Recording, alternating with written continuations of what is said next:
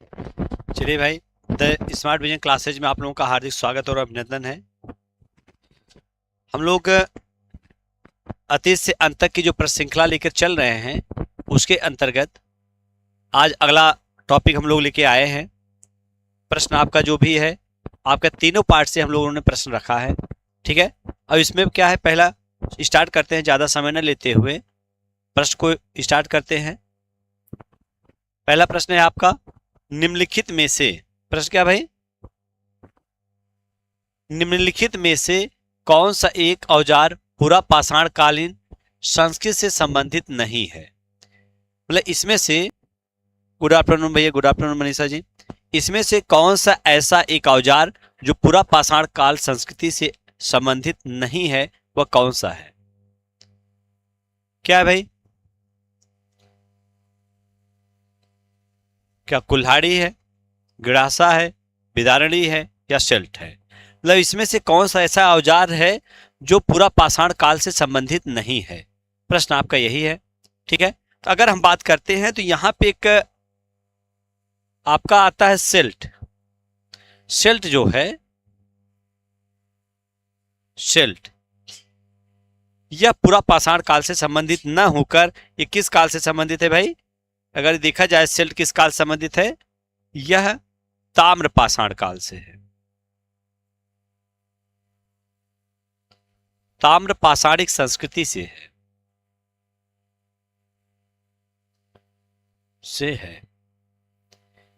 ताम्र पाषाण काल के अंतर्गत से ताम्र पाषाण, गुड आफ्टरनून भैया, गुड आफ्टरनून, गुड आफ्टरनून, ठीक है। ताम्र पाषाण कालीन जो संस्कृति है उस संस्कृति के अंतर्गत शेल्ट, शेल्ट से बनाया क्या गया था? शेल्ट से कुल्हाड़ी का निर्माण किया गया है, कुल्हाड़ी, ठीक है, कुल्हाड़ी का निर्माण किया गया है। तो राइट आंसर आपका क्या होगा यहाँ पे? शेल्ट ही होगा। आप बाकी और जो अन्य हैं, चाहे गड़ासा की बात करें, विदारणी की बात करें, कुल्हाड़ी की बात करें, ये अन्य जो है पूरा पाषाण काल संस्कृति के अंतर्गत ये प्राप्त हुई है, ठीक भैया। तो राइट आंसर आपका क्या हुआ? देखिए ध्यान रखना, पूरा पाषाण काल शब्द दिया है, तो ये चीज दिमाग में आपको रख के चलना है। अगला प्रश्न है, नीचे दिए गए शिल्पों में से कौन भारत के प्रागैतिहासिक काल के लिए स्रोत सामग्री के रूप में उपयोगी है? तो जब हम लोग क्लास पढ़ते हैं तो क्लास में हम पढ़ते हैं प्राचीन भारत के इतिहास जानने के स्रोत। जब हम स्रोत पढ़ते हैं तो उसमें एक चीज आपका आता है, क्या? अभिलेख आते हैं, कुछ अभिलेख आते हैं, सिक्के आते हैं, साहित्य आती हैं, बहुत सारी चीजें जो पुरातत्व के द्वारा जो खुदाई हुई रहती है, जो चीजें प्राप्त होती है, वो सब, इन सबको मिलाकर क्या किया जाता है? एक स्रोत सामग्री तैयार होती है और उसी के अनुमान के आधार पर फिर हम पढ़ते हैं, क्या पढ़ते हैं भाई? कि प्राचीन इतिहास के जानने के स्रोत में। प्रश्न आपका वहीं से उठाया गया है कि इसमें क्या है? प्रागैतिहासिक काल। प्रागैतिहासिक काल की बात करते हैं तो वह ऐसा काल जिस समय मनुष्य को कोई लिखने पढ़ने का कोई ज्ञान नहीं था। इसका मतलब ये बात हो रही पाषाण काल की, उसमें उदाहरण की बात करते हैं तो पाषाण काल की। तो पाषाण काल में इसमें से कौन सा ऐसा ऑप्शन है जो वहां उस समय लोग उपयोगी नहीं था? ठीक है, कौन सा है भाई? यहां पे जीवाश्म थे, हाथ की कुल्हाड़ी, अस्थि अवशेष, मृदभांड, इनमें से कौन सा है स्रोत सामग्री के रूप में? आंसर बताइएगा भाई। संदीप जी, जया जी, मनीषा जी, बताइए भैया आंसर क्या इसका बन रहा है? राइट आंसर, फटाफट आंसर दीजिएगा। तो पहली चीज, एक चीज ध्यान रखिएगा, एक चीज को यहां पे हटा देंगे, बाकी ऑप्शन बन जाएंगे। इनको हटा दीजिए, मृदभांड को हटा दीजिए, क्योंकि मृदभांड उसके बाद के, उसमें मिट्टी के बर्तन बनने शुरू होते हैं, जो उसमें आते, मृदभांड उधर आता है, ठीक है। अब इसके अकॉर्डिंग अगर आप रख लेते हैं तो जीवाश्म के अवशेष भी मिलते हैं, जीवों के अवशेष मिलते हैं भाई। अस्थि के बहुत सारे औजार तो मिले ही हैं, हड्डियों के औजार बहुत सारे मिले ही हैं, और हाथ की कुल्हाड़ी भी, ये तो हमारे पहले ही माना जाता है, हाथ की कुल्हाड़ी पल्लवरम नामक, अतपरक्कम नामक स्थान से प्राप्त हुई थी, ठीक है। तो इसके अकॉर्डिंग अगर आप देखते हैं 1, 2 और 4 की बात होती है, तो जो जानने के स्रोत के अंतर्गत आपका यही आंसर सही होगा, ठीक भैया। देखिए कभी कभी क्या माना जाता है कि पाषाण काल में भी कहीं कहीं पर क्या है, मृदभांड के अवशेष प्राप्त होते हैं। अच्छा, नोटिफिकेशन नहीं आया भाई? अच्छा, शेड्यूल नहीं लगा था क्या आज? अच्छा चलिए ठीक, कोई बात। ठीक भैया, चलिए अगला प्रश्न देखते हैं। हड़प्पा में प्रमुख अंत्येष्टि प्रथा थी। अंत्येष्टि प्रथा, अंत्येष्टि मतलब क्या है? अंतिम संस्कार की बात हो रही है, अंतिम संस्कार। तो हड़प्पा काल में अंतिम संस्कार की जो प्रथा थी वो कौन सी प्रथा थी? प्रश्न आपका यही है। क्या दाह संस्कार था? क्या राख को कलश में रखकर गाड़ना था? या मृतका पात्र के साथ साथ शरीर का विस्तारित समाधान होता था? स्थल के निर्देशन के लिए स्मारक बनाया जाता था? इसमें से कौन सा प्रश्न हड़प्पा काल से संबंधित है? हड़प्पा के विषय में कौन सा यहाँ पे प्रश्न आपका बन रहा है भाई? तो एक चीज थोड़ा सा ध्यान दे लीजिए, कुछ जानकारी आपके लिए। जैसे पूछा जाता है हड़प्पा काल में अंतिम संस्कार की जो विधि होती थी, तो अंतिम संस्कार की जो विधि होती थी, अंतिम संस्कार की विधि 3 प्रकार की विधियां होती थी। पहला क्या होता है भाई? पहला होता था पूर्ण समाधिकरण करण। दूसरा था आंशिक समाधिकरण।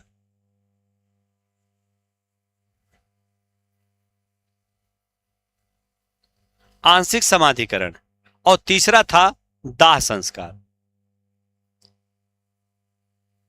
3 प्रकार की उस समय क्या थी? विधियां होती थी। संस्कार की हड़प्पा काल की 3 प्रकार की विधियां थी। उसमें अंतिम संस्कार की विधि में के अंतर्गत पूर्ण समाधिकरण, आंशिक समाधिकरण और दाह संस्कार। ठीक है।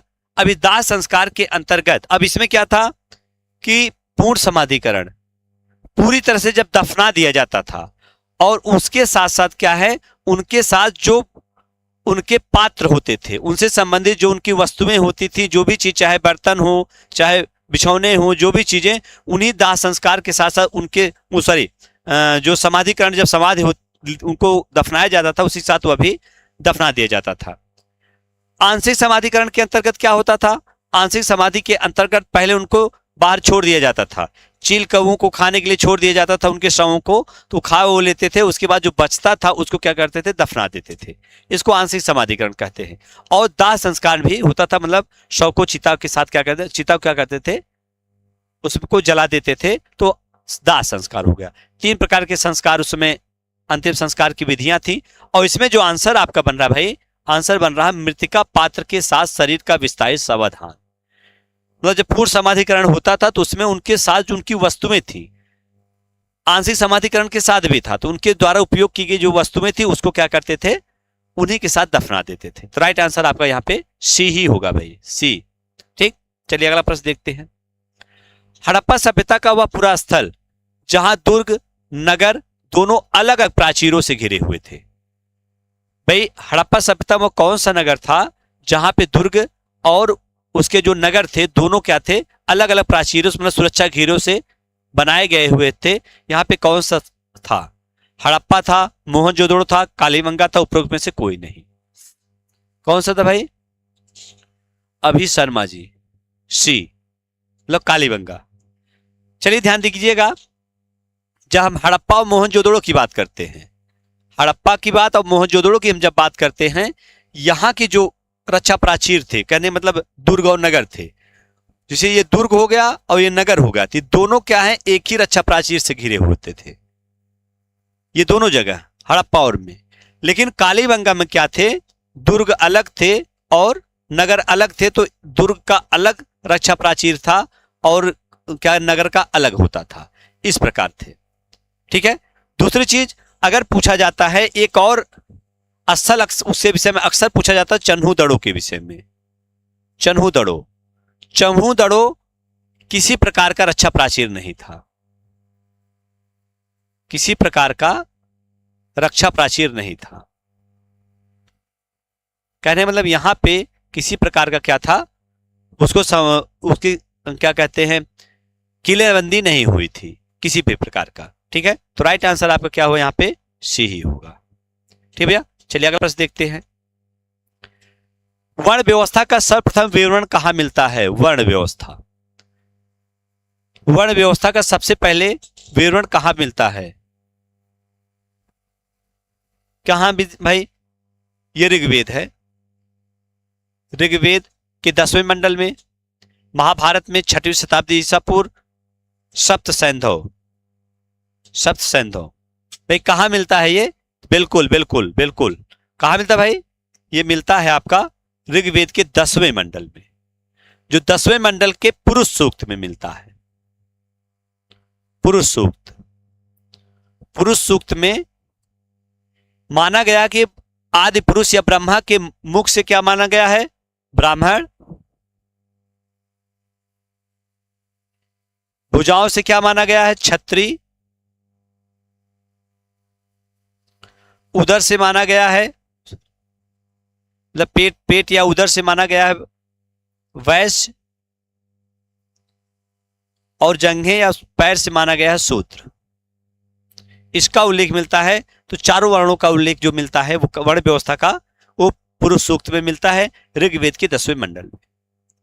क्लियर भैया? चलिए अगला प्रश्न देखते हैं। समुद्र का उल्लेख निम्न में से किस ग्रंथ में मिलता है? बहुत अच्छा प्रश्न भाई। समुद्र का उल्लेख, समुद्र का उल्लेख किस ग्रंथ में मिलता है? और ये वैदिक ग्रंथ की बात हो रही है, यहां पे कहां सबसे पहले समुद्र का उल्लेख मिलता है?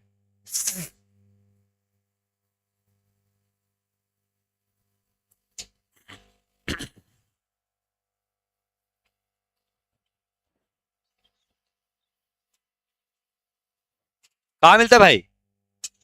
इतरे, बिल्कुल बिल्कुल बिल्कुल, इतरे ब्राह्मण में। इतरे ब्राह्मण में 4 प्रकार के समुद्र का उल्लेख मिलता है। इतरे ब्राह्मण में ये 4 प्रकार के समुद्र का उल्लेख मिलता है, जिसमें एक मिलता है अपर, अपर, पूर्व,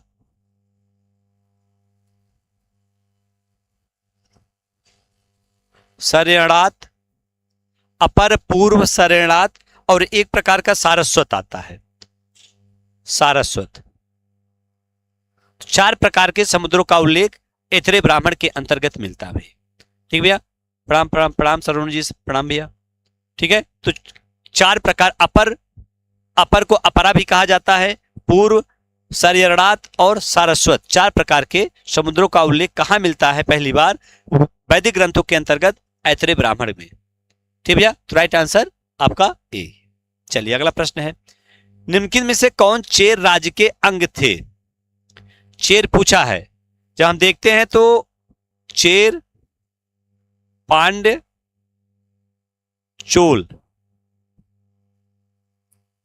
अब यहां की बात पूछी गई है, अगर देखा जाए बंदरगाह के रूप में भी पूछा जा सकता है और स्थान के रूप में भी। तो यहां पे कौन ऐसा था जो संगमकालीन चेर राज्य के क्षेत्र में था? चेर राज्य का बंदरगाह के रूप में भी था, स्थान भी था हुआ, और वहीं पे क्या है वो बंदरगाह के रूप में भी विकसित हुआ था। इसमें कौन सा था? प्रश्न आपका यही है।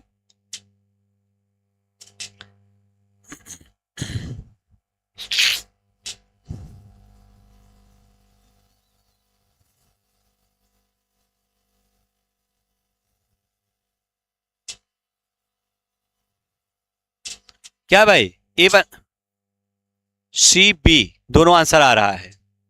सेवन नहीं, क्लियर है। ध्यान रखिएगा, जब हम चेर राज्य के प्रमुख बंदरगाहों की बात करते हैं तो चेर राज्य के जो बंदरगाह थे उसमें एक नाम आता है आपका मुसूरी, और ऑप्शन के अकॉर्डिंग, और तोंडी, तोंडी बंदरगाह, ये चेर राज्य के बंदरगाह थे। रही बात पांड्य राज्य की बंदरगाह की बात करते हैं तो पांड्य राज्य में कोरकई और सालियूर थे। और चोल राज के बंदरगाह की बात करते हैं तो चोल राज के अंतर्गत पुहार था। पुहार इसी कहते हैं कावेरी पत्तनम। ठीक भैया? ये उस समय क्या थे? ये बंदरगाह थे। क्लियर भैया? आंसर क्लियर है?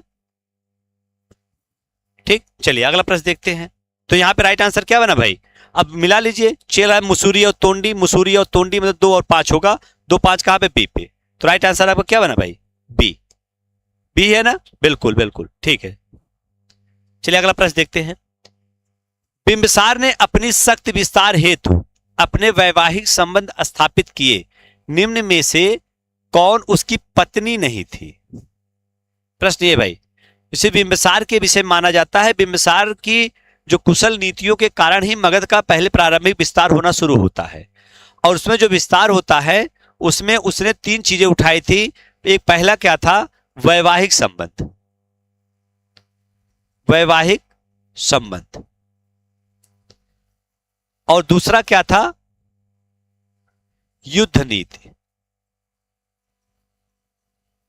और तीसरा क्या था? मित्रता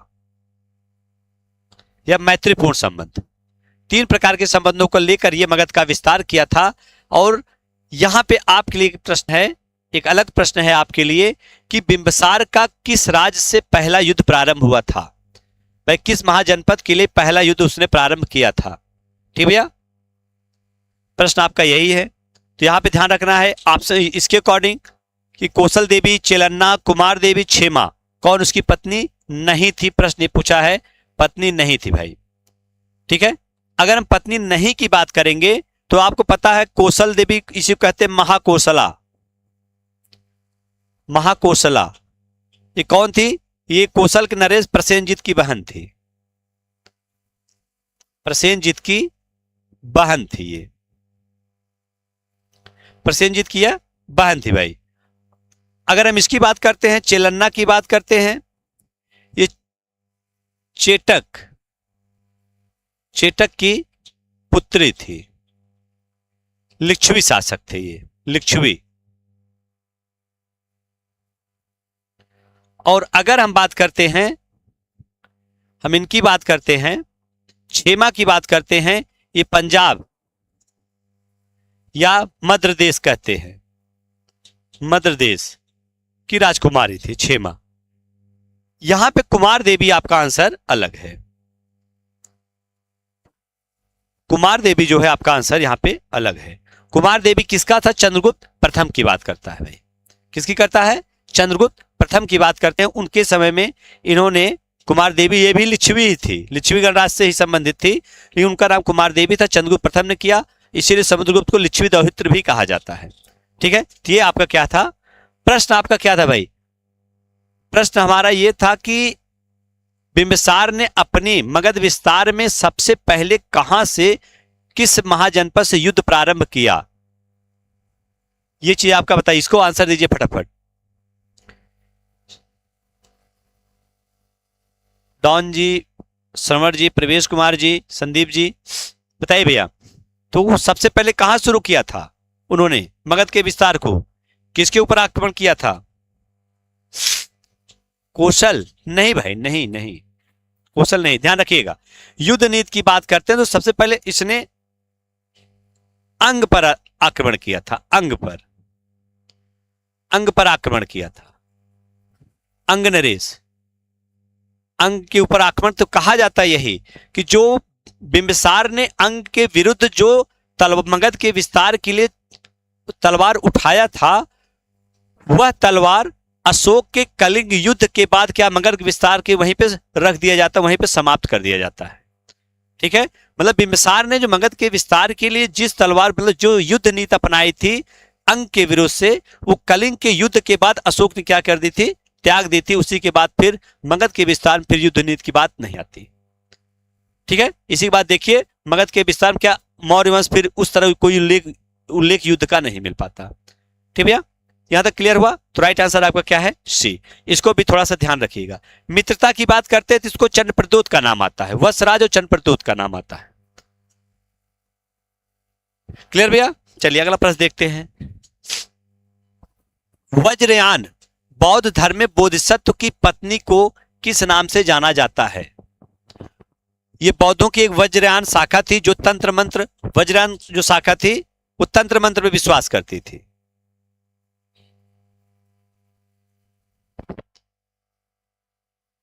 तंत्र मंत्र पर विश्वास करती थी। ठीक है, वहां पे पूछा गया है कि उसके उस शाखा के अंतर्गत बोधिसत्व की कौन सी पत्नी का नाम उल्लेख मिलता है?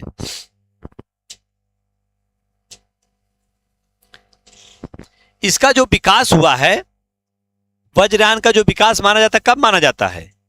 ये 6वीं शताब्दी ईस्वी में, 6वीं शताब्दी ईस्वी में वज्रयान सागर का विस्तार माना जाता है। और इसका आंसर क्या बना? किसे बोधिसत्व की पत्नी के रूप में माना गया? तो तारा को माना जाता है। किसे माना गया भाई? तारा को माना जाता है। आंसर क्लियर नहीं हो पाया हमको लग रहा किसी का। ठीक है, किसे माना गया भाई? तारा को माना गया बोधिसत्व की पत्नी के रूप में। ठीक है, क्लियर भैया? चलिए अगला प्रश्न देखते हैं। धार्मिक दृष्टि से मथुरा में कंकाली टीला से प्राप्त मूर्तियां हैं। मतलब मथुरा के कंकाली टीले से सब जो मूर्तियां प्राप्त हुई हैं वो किसकी है? बौद्ध की है, जैन की है, शाक्त की है, वैष्णव की है। तो मथुरा का कंकाली टीला किसकी मूर्तियों के लिए प्रसिद्ध है? बिल्कुल बिल्कुल बिल्कुल भाई, बिल्कुल अंकुश जी, बिल्कुल। किसके लिए है? ये जैन धर्म के लिए है, जैन मूर्तियों के लिए है मथुरा का कंकाली टीला। ये अक्सर पूछा जाता है। यहां से जो मूर्तियां प्राप्त हुई थी वो जैनियों की मूर्ति प्राप्त हुई थी। क्लियर भैया? चलिए अगला प्रश्न देखते हैं। अपने वाहन वृषभ के साथ शिव का मूर्त रूप में अंकन सर्वप्रथम किसके सिक्कों पर मिलता है?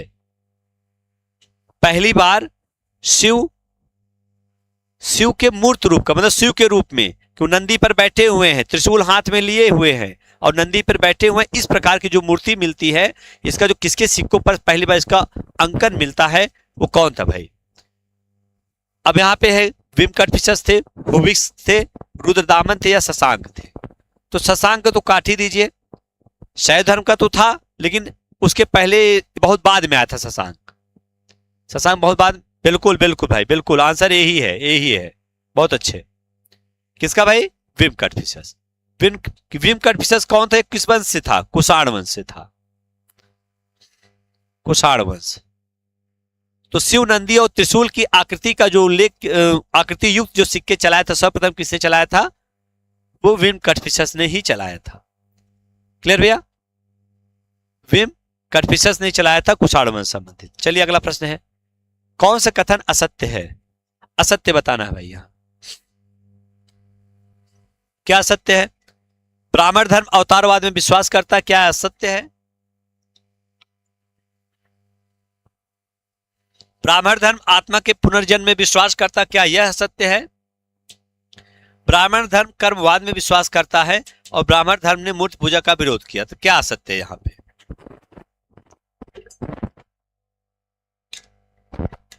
आज प्रश्न आप लोग गलत नहीं कर रहे हो, क्या बात है भाई? तैयारी आज ज्यादा हो गई क्या? आज प्रश्न गलतियां नहीं हो रही हैं आप लोगों की। चलिए अच्छा है। अच्छा, तो यहां पे ध्यान रखना, सीधी सी बात है, ब्राह्मण धर्म में मूर्ति पूजा होता था और आज भी हो रहा है भाई। उस समय अगर होता था तो आज भी तो हो रहा है। ब्राह्मण धर्म में मूर्ति पूजा हो रहा है कि नहीं? चलिए राइट आंसर यहां पे क्या बना आपका? ब्राह्मण धर्म मूर्ति पूजा का विरोध किया, ये गलत है। क्यों? क्योंकि ब्राह्मण धर्म ने मूर्ति पूजा का विस्तार किया, मूर्ति पूजा को बढ़ाया। ठीक भैया? तो यहाँ पे ब्राह्मण धर्म अवतारवाद विश्वास करता है, सही है। अवतारवाद की बात होती है, भगवत गीता या गीता की बात करते हैं, वहां अवतारवाद का उल्लेख मिलता है। ठीक भैया?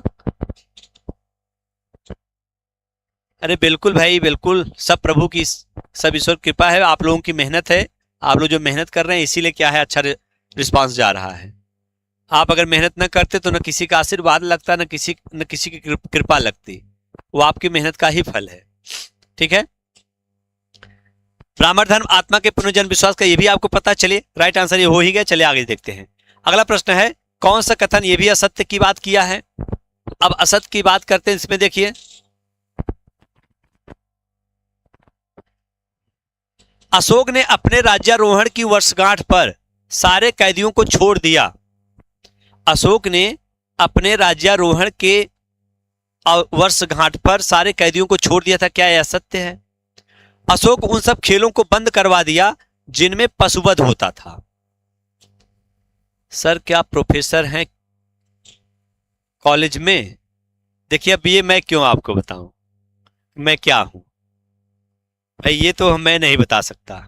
बताना चाहता हूं लेकिन बता के भी नहीं चाह के भी नहीं बताऊंगा, ठीक है, आप अपने आप जान जाएंगे धीरे धीरे। अशोक ने भारी दंड देना बंद करवा दिया था, अशोक ने पशुबल देना बंद करवा दिया था, इसमें क्या आपका असत्य है? तो कुछ लोगों का ए आ रहा, कुछ लोगों का सी आ रहा भाई। अशोक ने अपने राज्यारोहण की वर्षगांठ पर सारे कैदियों को छोड़ दिया था, ये सही है, ये असत्य नहीं भाई, ये सही है। अशोक ने बहुत सारे कैदियों को छोड़ दिया था, ठीक है।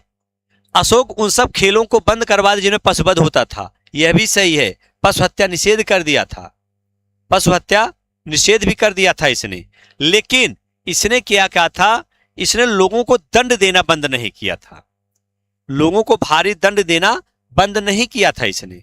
और यहीं पे आपको पता होगा, बिल्कुल बिल्कुल सी ही सही है, सी ही सही होगा भाई। अशोक ने भारी दंड देना बंद नहीं किया था, सेना रखी थी, पुलिस व्यवस्था थी, न्यायिक व्यवस्था थी, सारी चीज बना के रखा हुआ था। और यहां तक वह 13वें शिलालेख में उल्लेख करता है, 8वीं जातियों का क्या करता है, वहां पर उनको धमकी भी देता है, 8वीं जातियों को वह धमकी भी देता है। तो राइट आंसर आपका क्या होगा यहाँ पे, सी ही सही होगा भाई। अशोक जो थे भारी दंड देना बंद करवा दिया, यही आपका गलत है, बंद देना बंद नहीं किया था। क्लियर भैया? चलिए अगला प्रश्न देखते हैं। कौटिल्य के अनुसार राजा की ओर से सिक्के तैयार करने वाला अधिकारी कौन था? कहने का मतलब कौटिल्य के अर्थशास्त्र में सिक्के या टकसाल अधिकारी जिसे आप कह सकते हो, तो उसका प्रमुख कौन होता था और कौन सिक्का तैयार करता था, ये सब देखिए शब्दावलियां अक्सर पूछी जाती हैं। इन शब्दावलियों को आप कभी गलत न करिए, इसको जरूर रिवीजन कर लीजिएगा, चाहे जो भी शब्दावलियां आ रही हैं वो सब आपको ध्यान में रखना है। तो राइट आंसर आपका सही भी आ रहा है, लक्षणाध्यक्ष। लक्षणाध्यक्ष क्या था, यहां पे सिक्के छापे खाने का प्रमुख होता था, लक्षणाध्यक्ष, ठीक है। दूसरी चीज, यहीं पे अगर हम रूपदर्शक की बात करते, रूपदर्शक कौन होता था, सिक्के का निरीक्षक होता था, सिक्के का निरीक्षक, निरीक्षक, सिक्के का निरीक्षक होता था। पौतवाध्यक्ष आपको पता है माप तौल का अधिकारी था, माप तौल से संबंधित था, ठीक है। संग्रहीता जो होता है ये कोषाध्यक्ष होता था, कोषाध्यक्ष। अर्थशास्त्र से संबंधित जो भी शब्दावलियों को बिल्कुल आप भैया पढ़ लीजिएगा, जरूर ध्यान रख लीजिएगा, ठीक है, क्योंकि यही शब्दावलियां आपके एग्जाम में 100% एक दो जरूर आएगी, ये दिमाग में रख लीजिएगा। देखिए कुछ ऐसे टॉपिक होते हैं जहां से आपके एग्जाम आना, प्रश्न आना तय है, अब उन सबको जरूर रिवीजन में रखिएगा, ठीक है। तो यहाँ पे क्या राइट आंसर आपका, यहाँ पे ए, लक्षणाध्यक्ष जो था वो टकसाल का प्रमुख होता था, जो सिक्के के जारी करता था, पूरा छपाई करता, पूरी देखरेख यही करता था। भारत में हूणों ने अपने सिक्के किस धातु के चलाए? बहुत अच्छा प्रश्न भाई, अभी तक बहुत सारे धातु सिक्कों के विषय में उल्लेख मिला, हूणों के विषय में नहीं हम लोगों ने क्वेश्चन किया था भाई, हम लोगों ने क्वेश्चन अभी तक हूणों के सिक्कों के विषय में नहीं किया था। तो आज हम देखते हैं कि सिक्कों की बात करते हैं, कौन से सिक्के हूणों ने चलाए थे भारत में। और अगर पूछा जाए सब किसके सिक्के प्राप्त हुए हूणों के, ये भी प्रश्न पूछा था किसके सिक्के प्राप्त हुए थे हूणों के, क्या बन रहा भाई?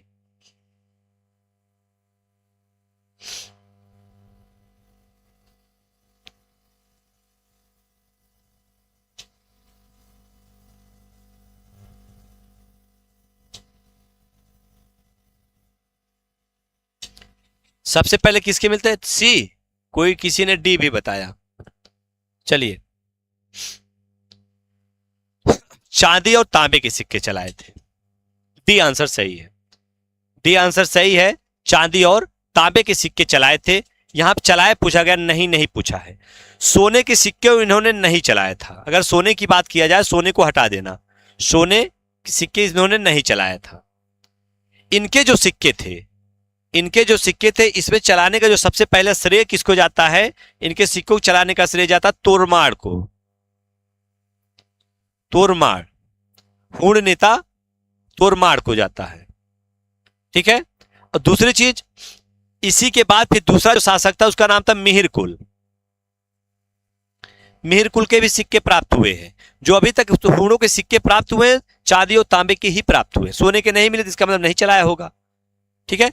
तो ये जो सिक्के चलाते थे दो तरीके से, एक क्या है तोड़मार, ये फारस प्रकार के सिक्के, फारस फारस या कह सकते हैं ईरानी, ईरानी प्रकार के सिक्के चलाए थे, और एक चांदी के जो सिक्के चलाए थे गुप्त प्रकार के, गुप्त प्रकार जिसे गुप्त चलाते थे उन्हीं की अनुकृत पर ये सिक्के चलाते थे, चलाए हुए थे।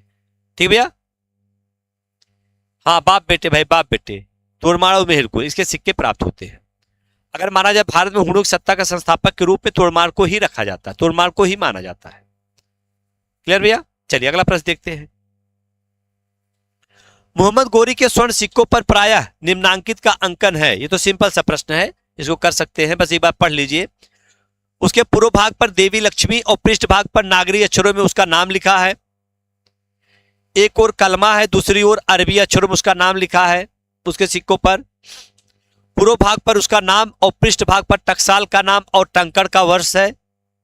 पूर्व भाग पर राशियों के चिन्ह है और पृष्ठ भाग पर फारसी अक्षरों से उसका नाम लिखा गया है।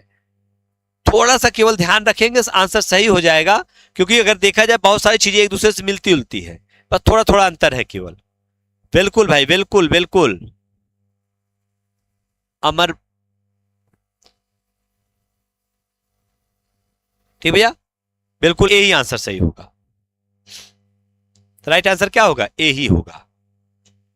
लक्ष्मी की आकृति युक्त सिक्के उसने चलाए थे, लक्ष्मी की आकृति युक्त सिक्के चलाए थे, और मोहम्मद बिन साम दूसरी तरफ उसके क्या थे, मोहम्मद बिन साम लिखा गया था। ठीक है, तो राइट आंसर आपका क्या हुआ यहां पे, राइट आंसर ए होगा। क्लियर भैया, चलिए अगला प्रश्न देखते हैं। दिल्ली सल्तनत को मंगोल आक्रमण से सुरक्षित रखने के उद्देश्य से इल्तुतमिश ने किस राज्य का प्रयोग मध्यवर्ती राज्य के रूप में किया था। भाई दिल्ली सल्तनत मंगोलों के आक्रमण से बचने के लिए इल्तुतमिश ने किस राज्य को मध्यवर्ती राज्य के रूप में प्रयोग किया था।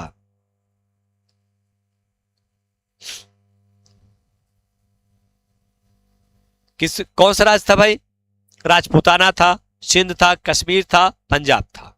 तो आपको जैसा पता होगा कि 1221 ईस्वी में, 1221 ईस्वी में ही सबसे पहले इल्तुतमिश के शासनकाल में ही चंगेज खां मकबरनी का पीछा करते हुए सिंधु नदी के किनारे पहुंचा था। ठीक भैया, सिंधु नदी के तट पर या सिंधु क्षेत्र में सबसे पहली बार पहुंचा था, और यहीं पर रुका हुआ था, कुछ समय तक यहीं पर रुका रहा, और फिर बाद में जब मकबरनी यहां से चला जाता है तो मंगोल चंगेज खां अपने आप चला जाता है।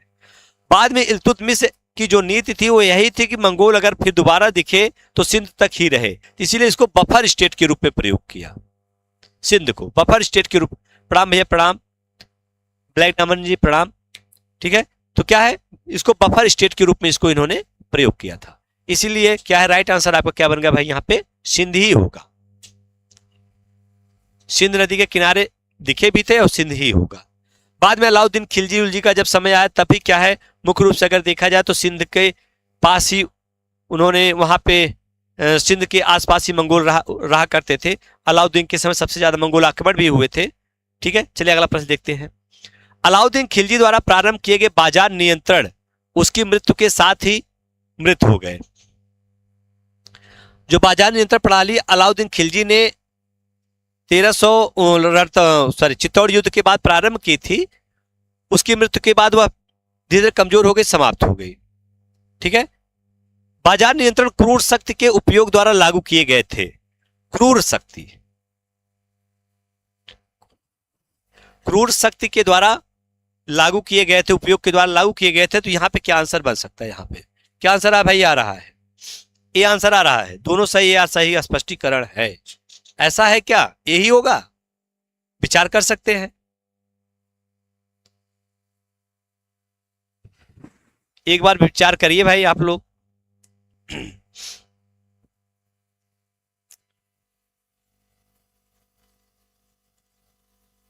चलिए ध्यान रखिएगा, जो राइट आंसर है भाई, राइट आंसर आपका सही है, काहे कंफ्यूज हो रहे हैं, सही है, यही सही है, यही सही है। बाजार नियंत्रण प्रणाली इसी के समय में समाप्त हो जाती है, क्योंकि इसका जो उत्तराधिकारी मुबारक शाह खिलजी होता है वो उसको ध्यान ही नहीं देता। ठीक भैया, उसको ध्यान ही नहीं देता।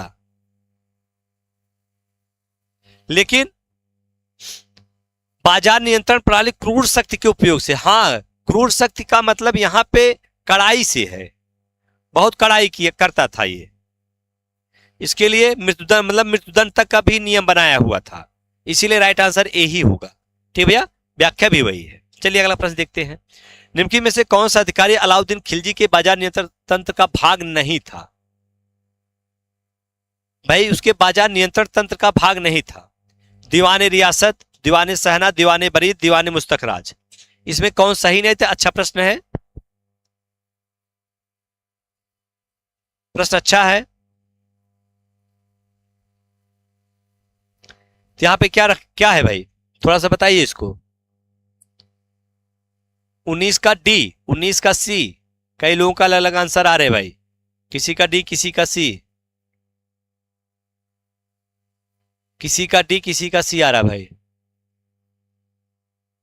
धूर्त था गुरुजी अलाउद्दीन।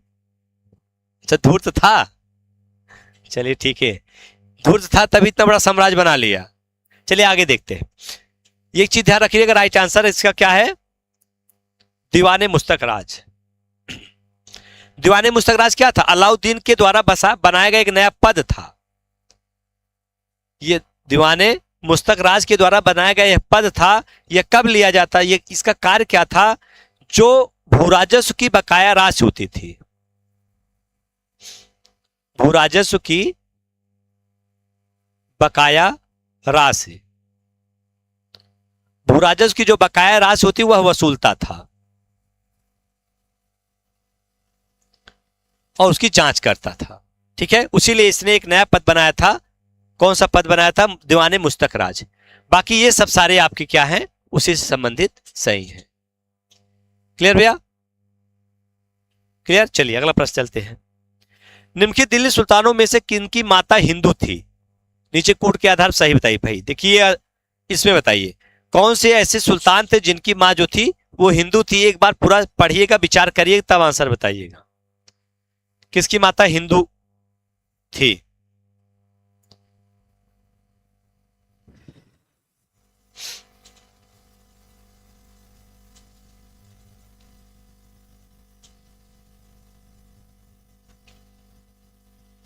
क्या आंसर आ रहा भाई?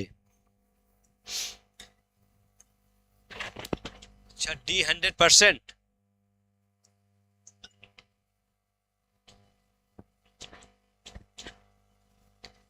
डी 100%, 20 का डी। डी में क्या ऑप्शन है भाई? 1 2 3 4 सभी है, सभी है भाई। अब इतने कॉन्फिडेंस से आप लोग कह रहे हैं तो हम क्यों हट सकते हैं? आपने कह दिया, हम भी मान लिए। चलिए ठीक है, क्योंकि आपको एक साथ सबकी मिल की पढ़ाई का काम यहां आ रहा है भाई, हम तो अकेले ही पढ़ सकते हैं ना। नहीं ठीक है, राइट आंसर आपका डी ही है। तो सभी सुल्तानों की मां जो क्या थी? वो हिंदू माता थी। ठीक है, सभी सुल्तानों की माता हिंदू ही थी। बिल्कुल बिल्कुल, बहुत अच्छे भाई। निम्नलिखित में से किसने सल्तनत काल में डाक व्यवस्था का विस्तृत विवरण दिया था? ये तो सिंपल सा प्रश्न है, इसको सब कर सकते हैं। इन सब प्रश्नों को इसीलिए डाल दिया जाता है कि भाई कम से कम आपको एक रिवीजन के रूप में रखे रहिए। कौन सा था? किसका नाम आता है भाई? अब आप लोग जब कह रहे हैं तो वही कहना, अगर आप लोग कह रहे हैं तो इसका हम लोग गलत नहीं कहेंगे। मुझे ये उम्मीद है क्योंकि आपकी तैयारी अच्छी है और आप लोग को भाई आगे एग्जाम भी बहुत नजदीक है, इसीलिए हमें जो लगता है कि आपका आंसर गलत नहीं होना चाहिए और नहीं होगा। तो अगर आप कह रहे हैं तो हम भी मान ले रहे हैं इब्न बतूता की ही बात।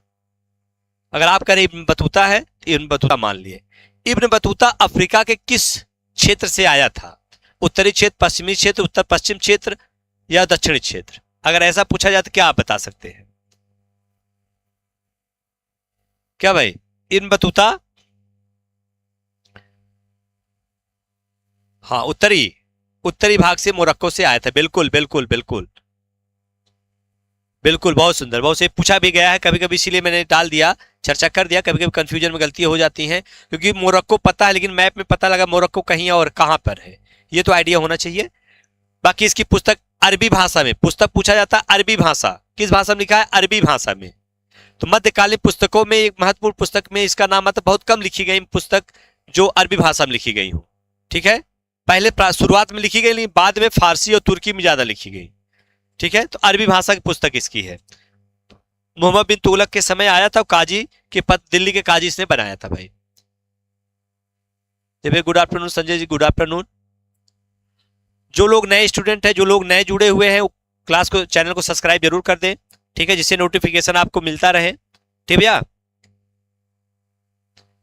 चलिए अगला प्रश्न है, निम्नलिखित सुल्तानों में से किसे खलीफा ने सैयद उस सलातीन की पदवी, खलीफा से सैयद उस सलातीन की पदवी प्राप्त हुई थी? बहुत अच्छा प्रश्न है, इसको बताइएगा। सैयद उस सलातीन,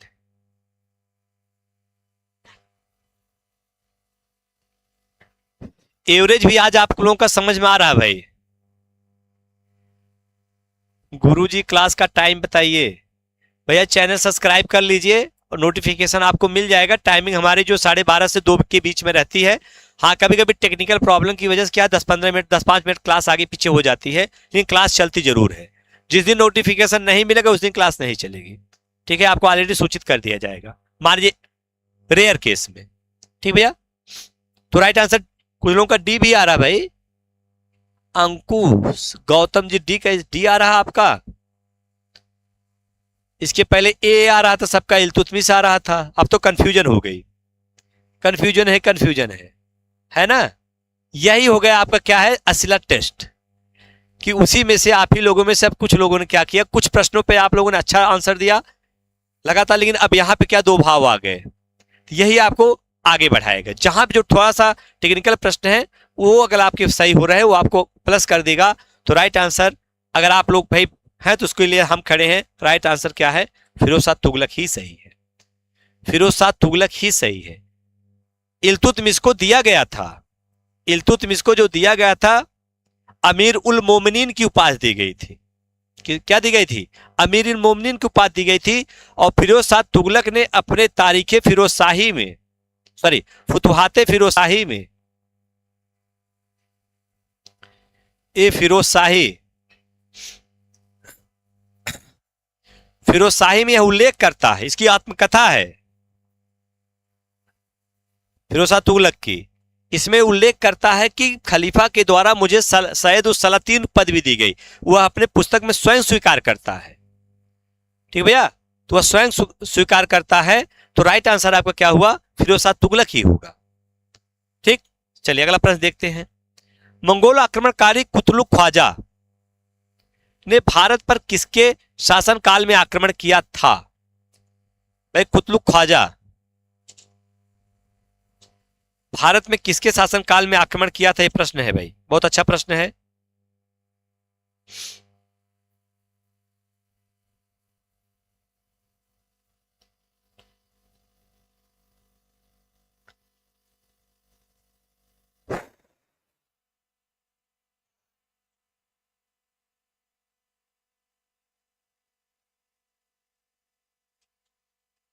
सी है अलाउद्दीन खिलजी, बिल्कुल बिल्कुल। क्योंकि जब समय दे दिया, समय कब था इसका? 1299 ईस्वी में। 1299 में कुतलुक ख्वाजा ने जब आक्रमण किया था, तो इसी आक्रमण में जो अलाउद्दीन के समय 4 खान का उल्लेख मिलता है, उसमें एक जफर खान था। और जफर खान ने इसको द्वंद्व युद्ध करने का ललकारा था। 99 भैया, ठीक है, द्वंद्व युद्ध करने के लिए ललकार दिया था कि द्वंद्व युद्ध करेंगे। और उसी में क्या है कि बीच में जब युद्ध होते हुए जफर खान ने घोड़े सहित युद्ध करते हुए मंगोलों के बीच में चला गया। यही माना जाता है कि जफर खान की प्रतिभा को देखते, इतिहासकार कहते हैं कि प्रतिभा से थोड़ा सा अलाउद्दीन ज्वलसी करता था, जलन करता था। और इसी कारण वह जब जफर खान अंदर मंगोलों को धकेलते हुए पीछे चला गया, तो अलाउद्दीन अपनी सेना को रोक लिया था, वो अंदर गया नहीं। और वही उसी युद्ध में मंगोलों से घिर जाने के कारण लड़ते हुए जफर खान मारा गया। तब उसी समय अलाउद्दीन खिलजी का एक कथन था कि बिना किसी दाग के हमने क्या किया, इससे छुटकारा प्राप्त कर लिया। कहने मतलब कि उसके ऊपर कोई अलाउद्दीन खिलजी पर कोई आक्षेप नहीं लगा। ठीक भैया, क्लियर? तो राइट आंसर आपका क्या है? अलाउद्दीन खिलजी। ये इसी युद्ध की बात हो रही थी। निम्न में से कौन सुमेलित नहीं है? दीवान रिसालत धर्म से संबंधित है, दीवान अर्ज सैन्य विभाग संबंधित है, दीवान अमीर कोही कृषि विभाग संबंधित है, दीवान बंदगान पत्राचार विभाग संबंधित है। तो क्या सही नहीं है भाई? यहां पे सीधी सी बात है 24 का डी ही होगा, क्योंकि पत्राचार से नहीं होकर दीवाने बंदगान जो था वो दास विभाग से था। किसने इसको सृजित किया था? फिरोज शाह तुगलक ने किया था। और पत्राचार विभाग की बात करते हैं, शाही पत्रों के दीवाने इंसा था, दीवाने इंसा था। क्या था? दीवाने इंसा साहिब था, ठीक है। और ये दीवाने बंदगान दास विभाग से था। तो यही आपका सुमेलित नहीं है, बाकी सारे राइट आंसर आपके। क्लियर भैया? आगे बढ़ा जाए, चलिए। ये शब्द उस्र है, उस्र, उस्र था। भाई उस्र क्या था? शब्द उस्र है, पूछा जाता उस्र क्या है? मुसलमानों से लिया जाने वाला भूमि कर, मुसलमानों से लिया जाने वाला, गैर मुसलमानों से लिया जाने वाला भूमि कर, धार्मिक उद्देश्य से लिया जाने वाला कर, और सिंचाई कर। तो उस्र कौन सा कर था भाई? ये बताइए दे। दीप्ति यादव जी, डी, डी ही होगा।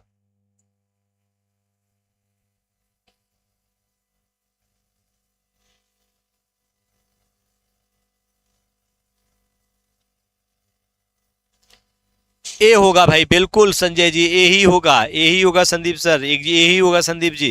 क्या आंसर आ रहा है? मुसलमानों से लिए जाने वाला कर। दो प्रकार के कर माने जाते, उस्र कर और खराजी कर।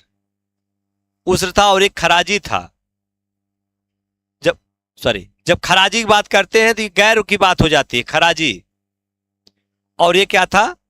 उस्र जो था मुसलमानों से लिए जाने वाला एक प्रकार का भूकर होता था, ठीक है, एक प्रकार का यह भूकर होता। चलिए अगला प्रश्न देखते हैं। निम्नलिखित में से कौन से एक सही कालानुक्रम है? भाई किसका कालानुक्रम सही है यहां पर? चंदेरी का युद्ध, घाघरा का युद्ध, दौरा का युद्ध, चौसा का युद्ध।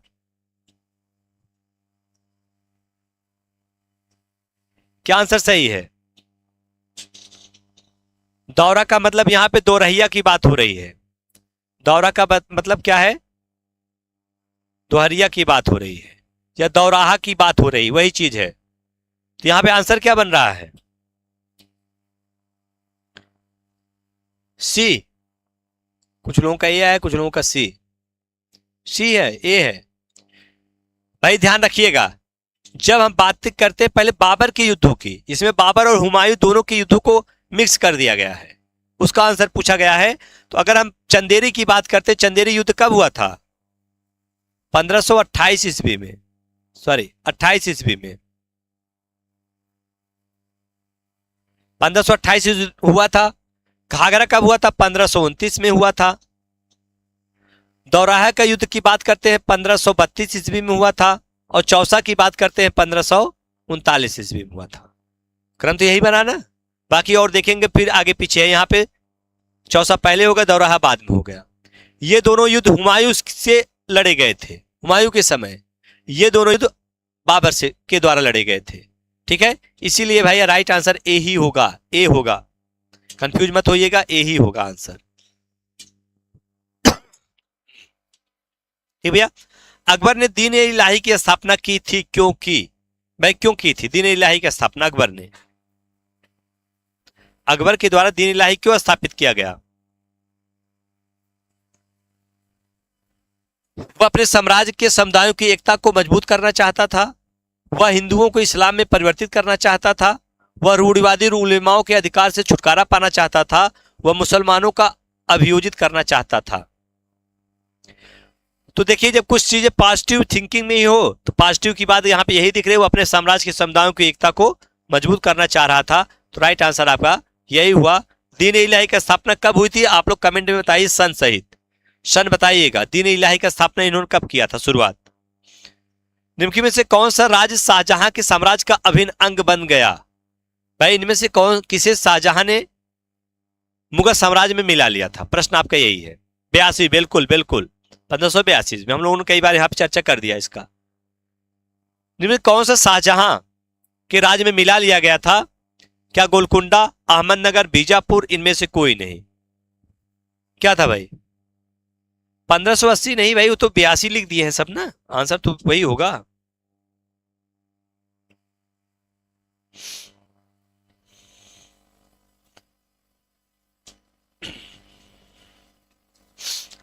राइट आंसर क्या होगा? अहमदनगर, बिल्कुल अहमदनगर ही सही होगा। कब मिलाया गया था? 1633 ईस्वी में। तब ये बीजापुर और गोलकुंडा को किसने मिलाया था और कब मिलाया था भाई?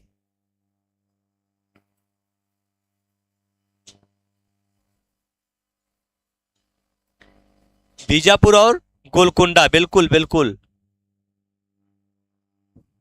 बीजापुर को औरंगजेब ने, औरंगजेब के समय 1686 ईस्वी, 1687 ईस्वी औरंगजेब के समय में। इसीलिए औरंगजेब का सबसे बड़ा साम्राज्य था। माना जाता है मुगल काल में सबसे बड़ा साम्राज्य किसका था? औरंगजेब का था। मुगल काल में पानदारी कर क्या था? पानदारी कर क्या था? मुगल काल में पानदारी कर क्या था? पूछा जाता पानदारी कर किसे कहा गया मुगल काल में? तो क्या था भाई? परिवहन कर था, चुंगी कर था, भू राजस्व था, कोई नहीं था। तो यहां पे क्या आंसर आ रहा है? चुंगी कर था। एक प्रकार का चुंगी कर था। पानदारी के साथ एक और जोड़ दीजिएगा, राहदारी। राहदारी और पानदारी कर जो थे वो चुंगी कर के रूप में लिए जाते थे भैया, चुंगी कर ही लिए जाते थे। चलिए अगला प्रश्न देखते हैं। पांडिचेरी वर्तमान में पुडुचेरी के संदर्भ निम्नलिखित कथनों पर विचार कीजिए। पांडिचेरी पर कब्जा करने वाली पहली यूरोपीय शक्ति पुर्तगाली थी। क्या यह सही है? पांडिचेरी पर कब्जा करने वाली दूसरी यूरोपीय शक्ति फ्रांसीसी थी। अंग्रेजों ने कभी पांडिचेरी पर कब्जा नहीं किया। प्रश्न आपका यही है, अब इसमें बताइएगा। अच्छा प्रश्न है, पांडिचेरी के विषय में पूछा गया प्रश्न है।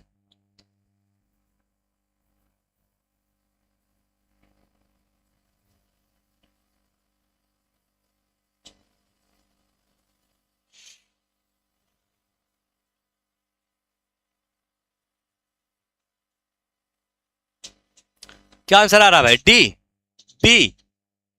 कंफ्यूजन हो रही कि नहीं? थोड़ा बहुत स्टैंडर्ड का क्वेश्चन लग रहा है। बी आ रहा है, बी। 2 और 3 तो ध्यान रखना है। यहां पे जो है एक ही आंसर सही है, केवल एक, बाकी और सब गलत है। क्यों गलत है? पांडिचेरी पर कब्जा करने वाली पहली यूरोपीय शक्ति पुर्तगाली थी, ये तो सही है, ये सही है। दूसरी यूरोपीय शक्ति फ्रांसीसी नहीं थी, क्योंकि फ्रांसीसियों के पहले, इनसे पहले डच थे। अंग्रेज इन लोगों ने भी पांडिचेरी पर कब्जा कर चुके थे। ये ठीक भैया, पांडिचेरी पर इन लोगों ने भी कब्जा किया था, लेकिन बाद में अंतिम रूप से बाद में 1700 जो क्या पेरिस की संधि होती है 1763 ईस्वी में, तो अंतिम रूप से फ्रांसीसियों को पांडिचेरी प्राप्त हो जाता है, अंग्रेजों को सेंट लुइस प्राप्त होता है, और यहां पे क्या है, फ्रांसीसियों को पांडिचेरी मिल जाता है कर्नाटक के तृतीय युद्ध में, अंतिम रूप से जो सप्तवर्षीय युद्ध चल रहा था। तो भले अंतिम रूप से इनका अधिकार था, लेकिन इसके पहले डच और अंग्रेजों का भी इस पर अधिकार हो चुका था। इसीलिए क्या है, एक आपका सही है, बाकी 2 आपकी गलत है। क्लियर भैया? चलिए अगला प्रश्न देखते हैं। निम्न में से किस स्थान पर भारत में प्रथम नगर निगम स्थापित किया गया? लोक सेवा आयोग के द्वारा पूछा गया प्रश्न है कि सबसे पहला नगर निगम कहां पर स्थापित किया गया था? तो ये तो आपको पता ही होगा, बहुत सिंपल सा प्रश्न है। कहां बनाया गया था? मद्रास में। कहां बनाया गया था भाई? मद्रास में। कब बनाया गया था? 1688 में। 1688 में मद्रास में पहला नगर निगम स्थापित किया गया था। ठीक, चलिए अगला प्रश्न देखते हैं। राजा रणजीत सिंह ने किस स्थान पर अदालत-ए-आला की स्थापना की थी? अदालत-ए-आला जो थी वो न्याय से संबंधित था, न्याय से संबंधित था। और राजा रणजीत सिंह कहते भी थे, क्योंकि वो माने जाते थे एक आंख से उनको कम दिखती थी, तो कहते थे ईश्वर ने हमारी एक आंख की रोशनी इसलिए ले ली क्योंकि मैं सबको एक समान भाव से देख सकूं। एक ही आंख इसलिए दिया था कि क्योंकि वो एक समान सबको देख सके, उनका एक कहना था। ठीक है, तो न्याय के बड़े प्रिय थे, न्यायप्रिय थे, और इसीलिए इन्होंने लाहौर में अदालत ए आला नामक, क्या कहते हैं, अदालत ए आला एक स्थापित की थी, न्याय से संबंधित। लाहौर उनकी राजनीतिक राजधानी हुआ करती थी, लाहौर जो थी उनकी राजनीतिक राजधानी हुआ करती थी, और अमृतसर जो थी उनकी धार्मिक राजधानी थी। अमृतसर को वो धार्मिक राजधानी के रूप में बढ़ाए हुए थे। चलिए अगला प्रश्न है, सूची तथा कथित कुशासन के आधार पर किस गवर्नर जनरल ने मैसूर, सूची काट दीजिए, के प्रशासन को ले लिया था, तथा कथित कुशासन के आधार पर किस गवर्नर जनरल ने मैसूर को अंग्रेजी प्रशासन में जीत लिया था? कौन था भाई?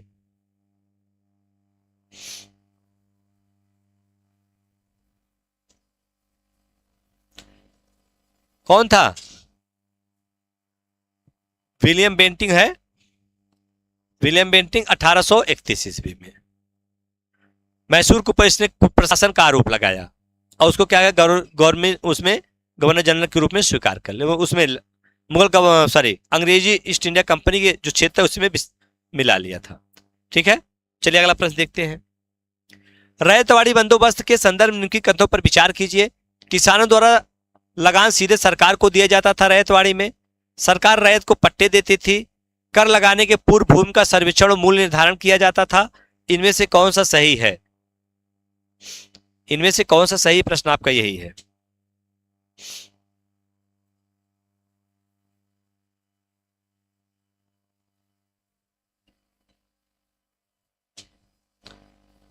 क्या सही है? आल, बिल्कुल बिल्कुल बिल्कुल सभी सही है भाई, तीनों सही हैं। रैयतवाड़ी की बात करते हैं तो रैयतवाड़ी जो व्यवस्था थी इसको कैप्टन रीड और थॉमस मुनरो के द्वारा लागू किया गया था।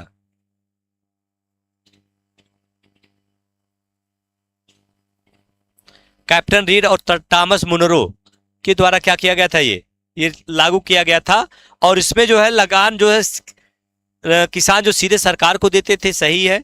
रैयतों को सरकार पट्टे भी दे देती थी, ये भी सही है। और कर के पूर्व भूमि का सर्वेक्षण और निर्धारण भी किया जाता था। ठीक है, मद्रास में जब 1820 से 1827 तक थॉमस मुनरो गवर्नर मद्रास का बनता है, तब उसने उसको पूरे मद्रास पे उस समय लागू किया था। उसके पहले बंबई और मद्रास इसके दो प्रमुख केंद्र थे। भारतीय स्वाधीनता आंदोलन का सरकारी इतिहासकार था भाई, भारतीय स्वतंत्रता आंदोलन का सरकारी इतिहासकार कौन था भाई? कौन था? एस सेन थे। पहले वीडी आरसी मजुमदार को दिया गया था लिखने के लिए, लेकिन किसी बात को अनबन पे उन्होंने उसको मना कर दिया। बाद में एस सेन ने लिखा और 1857 इनकी पुस्तक का नाम है। 1857 पुस्तक ही इन्होंने लिखी है। 1857 की पुस्तक का नाम ही इनका था। ठीक भैया, चलिए अगला देखते हैं। 1857 के पश्चात निम्नलिखित लोकप्रिय आंदोलन हुए। संथाल विद्रोह हुआ, नील क्रांति हुई, दक्कन कृषकों के दंगे हुए, बिरसा मुंडा का विद्रोह हुआ या उठाव हुआ। यहां पे क्या आंसर बन रहा है?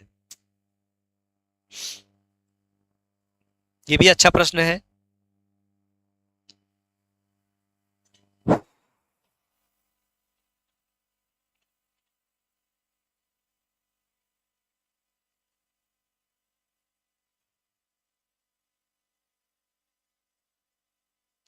क्या आंसर है भाई? बी। हाँ, ये चीज ध्यान रखना, ये इसको तो काट ही दो, क्योंकि 1855-56 की कहानी है ये 1855-56 की कहानी है। ये 59-60 की कहानी है। बिरसा मुंडा की कहानी जो कब से 1899 से 1900 की कहानी है। उस समय विद्रोह हुआ था। दक्कन दंगे जो हुए थे 1875 में हुए थे किसानों से के समय। तो ये तीनों तो उसके बाद के, लेकिन ये पहले का था, तो इसीलिए 2 और 3 सही होगा आंसर। क्या होगा भाई? 2 और 3 4, सॉरी 2 3 4 सही होगा। क्लियर भैया? चलिए अगला प्रश्न देखते हैं। सूची को मिलाना है, कुछ पुस्तकें हैं, उन पुस्तकों को आपको मिलाना, फटाफट मिला लीजिए। लीडर किसकी पुस्तक थी? लीडर जो है मदन मोहन मालवीय की पुस्तक थी। बॉम्बे क्रॉनिकल फिरोज शाह मेहता की पुस्तक थी। इंडिपेंडेंट मोतीलाल नेहरू की है। जस्टिस जो है TM नायर की है। यही है ना? राइट आंसर क्या हुआ यहां पे? ए का 1, बी का 2 और 4 3, यही होगा, यही है ना आंसर। चलिए अगला प्रश्न है, ब्रह्म समाज के बारे में निम्नलिखित में से कौन से कथन सही हैं? इसने मूर्ति पूजा का विरोध किया। क्या ब्रह्म समाज के लोगों ने मूर्ति पूजा का विरोध किया था? ब्रह्म समाजी मूर्ति पूजा का विरोध किए। धार्मिक ग्रंथों की व्याख्या के लिए इसने पुरोहित वर्ग को अस्वीकारा। इसने इस सिद्धांत का प्रचार किया कि वेद त्रुटिहीन है। इनमें से कौन सा कथन सही है? सही है पूछा है, यह ध्यान रखना है।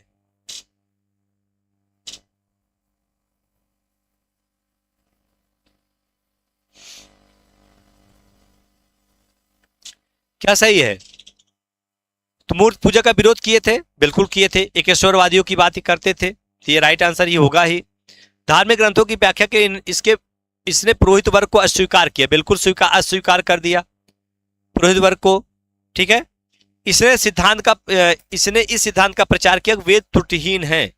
ये वेदों की बात नहीं की है, ऐसा नहीं किए भाई, वेद को त्रुटिहीन इन्होंने नहीं कहा।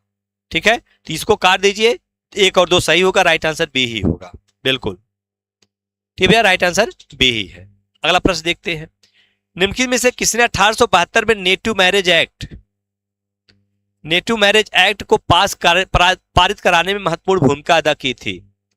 भाई कौन ऐसा था जो नेटिव मैरिज एक्ट को पास कराने में भूमिका अदा की? देवेंद्रनाथ टैगोर, ईश्वरचंद्र विद्यासागर, केशव चंद्र सेन, श्यामचंद्र दास। किसने किया था भाई? नेटिव मैरिज एक्ट से कौन संबंधित था?